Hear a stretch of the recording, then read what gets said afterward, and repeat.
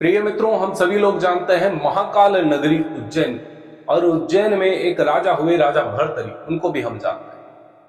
लेकिन क्या आप जानते हो कि वो राजा भर्तरी राजा से सन्यासी भर्तरी कैसे बने, एक महान संत कैसे बने? उनके गुरु थे गुरु गोरखनाथ। गुरु गोरखनाथ के चरणों में जाने से पहले गुरु गोरखनाथ ने उनकी बहुत सारी परीक्षाएं, और सच्चा संत कौन होता है ये परिभाषा भी गुरु गोरखनाथ ने राजा भर्तरी के द्वारा अपने शिष्यों को सिखलाई। जय श्री राम मित्रों, मैं अजय पंडित आप सभी का स्वागत करता हूं हमारे YouTube चैनल पर। वीडियो को अंत तक जरूर देखना और चैनल को सब्सक्राइब नहीं किया तो सब्सक्राइब कर लेना इसी प्रकार के वीडियोस देखने के लिए। राजा भर्तरी को जब रानी पिंगला के द्वारा धोखा मिला तो उस कारण से उनके जीवन में वैराग्यपन आया। वैराग्यपन आने के कारण राजा भर्तरी गुरु गोरखनाथ के चरणों में, गुरु गोरखनाथ को कहा कि गुरुजी मुझे अपना शिष्य बना ले और मुझे दीक्षा दे दे। गुरु गोरखनाथ ने कहा, नहीं भर्तरी, ऐसे शिक्षा नहीं बनती। एक धोखे से तुम्हारे मन में वैराग्य जागा, क्या मालूम तुम फिर से इस मोह में पड़ जाओ, सांसारिक जीवन में चले जाओ। भर्तरी ने कहा, नहीं गुरुदेव, ऐसा नहीं होगा।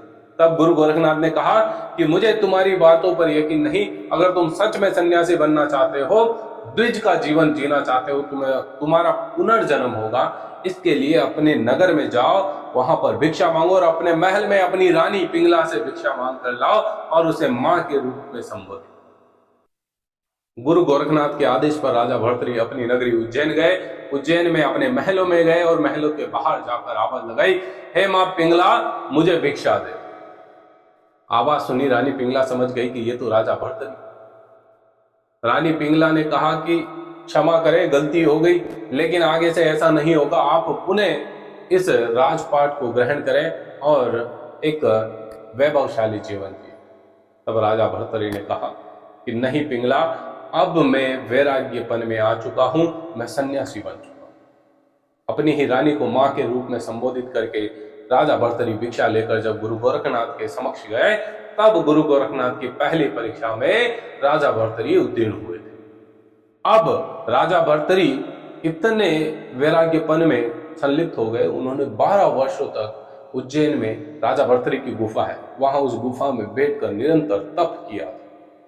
और इस कठोर तप से इंद्र तक इतना विचलित हो गया कि उसने सोचा कि कहीं ना कहीं राजा भर्तरी ऐसा ना हो कि मेरा ही सिंहासन मांग ले, स्वर्ग ही मांग ले। तो इंद्र ने एक बड़ी सी शिला उस गुफा के ऊपर गिराई थी। मित्रों, वो साक्ष्य आज भी है। जहां राजा भर्तरी की प्रतिमा है, उस प्रतिमा के ऊपर की जो शिला है, उस शिला पर पंजे के निशान। ऐसा कहा जाता है कि राजा भर्तरी ने अपने तप को खंडित नहीं होने दिया और एक हाथ से उस शिला को रोका और उस हाथ के पंजों के निशान आज भी है। यदि उस पंजे को देखा जाए तो अनुमान कीजिए कि राजा भर्तरी उस समय कितने विशालकाय रहे। राजा भर्तरी ने जब अपना तप पूर्ण किया, अपनी तपस्या पूर्ण करी, तब उन्होंने 3 ग्रंथों की रचना करी। वैराग्य शतक, श्रृंगार शतक, नीति शतक, जो काफी प्रसिद्ध पुस्तकें हैं और आज भी हमें ये ग्रंथ पढ़ने को मिलते हैं। मित्रों, राजा भर्तरी की जो गुफा है, उस गुफा में राजा भर्तरी की प्रतिमा है और उस प्रतिमा के जस्ट सामने राजा भर्तरी के द्वारा तापी गई धूनी है, जिस धूनी की आग आज भी गर्म रहती है। यह एक वाकई चमत्कारी घटना है। अब मित्रों, जब राजा भर्तरी अपने आप पर काम, क्रोध, मोह, अहंकार, इन सब चीजों पर विजय पा चुके थे, तब गुरु गोरखनाथ के अन्य शिष्य उनसे ईर्ष्या करने लगे, क्योंकि उनका ओहदा ऊपर होता चला गया। और इसी ईर्ष्यावश अन्य शिष्यों ने गुरुदेव से कहा, गोरखनाथ से कहा कि गुरुदेव, क्या राजा भर्तरी वाकई राजपाट का वैभव छोड़कर सच में सन्यासी बने हैं या केवल दिखावा कर रहे हैं? तभी गुरु गोरखनाथ ने उनकी पहली परीक्षा ली थी कि भर्तरी, तुम जाओ और जंगल से लकड़ियां लेके आओ, जिससे कि हमारा भंडारा चल सके। गुरु आदेश पर राजा भर्तरी नंगे पांव जंगल गए, लकड़ियों का गट्ठा बांधकर लौट के आ रहे थे। तभी अन्य शिष्यों को गोरखनाथ ने कहा कि जाओ, भर्तरी को धक्का मारो, जोर से धक्का मारो कि लकड़ी का गट्ठा नीचे गिर जाए और भर्तरी भी गिर जाए। गुरु आदेश पर अन्य शिष्य गए और भर्तरी को धक्का मारा।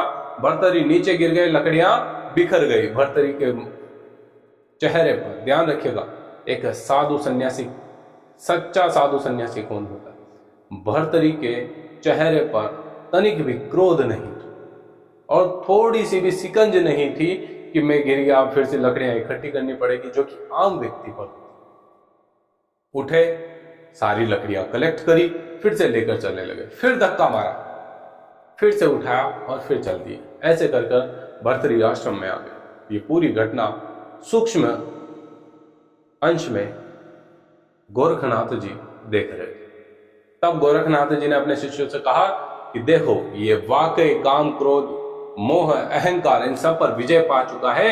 ये सच में अध्यात्म का गुरु बना है और ये सच्चा वैराग्यपन धारण कर चुका है। इसलिए राजा भर्तृहरि एक महान संत बने। तो मित्रों, ये एक छोटा सा वृतांत था जिसमें गुरु गोरखनाथ ने अपने शिष्यों के साथ मिलकर राजा भर्तृहरि की परीक्षा ली। ये वीडियो आपको कैसा लगा? यदि वीडियो अच्छा लगा तो जम के लाइक शेयर करिएगा। चैनल को अभी तक सब्सक्राइब नहीं किया तो सब्सक्राइब कर लीजिएगा। बेहतरीन इसी प्रकार के पौराणिक प्रसंगों को जानने के लिए। जय श्री राम।